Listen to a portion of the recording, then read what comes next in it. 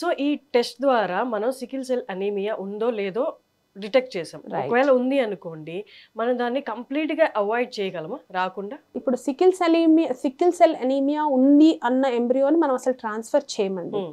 కానీ ఇప్పుడు నార్మల్ ఉన్న ఎంబ్రియోని మనం ట్రాన్స్ఫర్ చేస్తున్నప్పుడు ఒకవేళ పేరెంట్స్ లో అదే సికిల్ సెల్ ఎనీమియా ఇన్హెరిటెన్స్ ఉన్నప్పుడు 100% అది రాదా అనే క్వశ్చన్కి వచ్చినప్పుడేనండి మనం 100% మనం చెప్పలేమండి. బికాజ్ వై ఈజ్ ఇట్ అంటే గనక ఈ సికిల్ సెల్ అనీమియాకి సంబంధించిన జీన్స్నే మనం స్టడీ చేస్తున్నాం, కానీ ఎన్నో వేళ్ల జీన్స్ ఉంటాయి.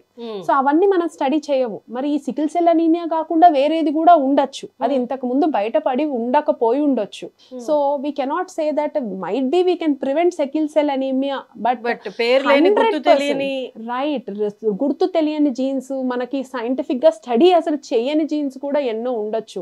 అది ఇంకా మనకి ఇండియాలో ఆ టెస్టింగ్ రాలేదండి. అంటే వేల జీన్స్ ని స్టడీ చేసి ప్రాబ్లీ వెయిట్ చేసి చూడాలి, సైన్స్ కూడా ఏమన్నా ఇంప్రూవైజ్ అయ్యి ఇంకా if we can give the better results బాగుంటుందండి. కానీ డెఫినెట్ గా ఆ పర్టికులర్ జీన్ అయితే స్టడీ చేసి దాన్ని ప్రివెంట్ చేయొచ్చు, కానీ వేలాది జీన్స్ ని స్టడీ చేసి ఇంకా మనకి ఇండియాలో ఆ టెస్ట్లు అవన్నీ రాలేదండి. ఓకే. సో ఇప్పుడు ఈ టెస్ట్ కి ఎంత కాస్ట్ అవుతుంది?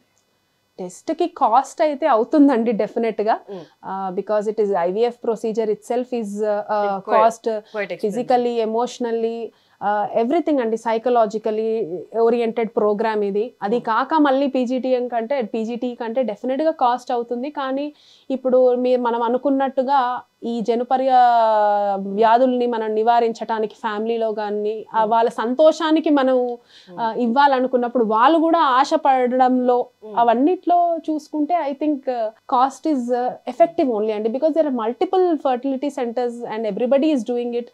అప్రాక్సిమేట్లీ ఒక ఎంబ్రియోకి 25,000 దాకా 25,000 to 30,000 దాకా ఛార్జ్ చేస్తారండి.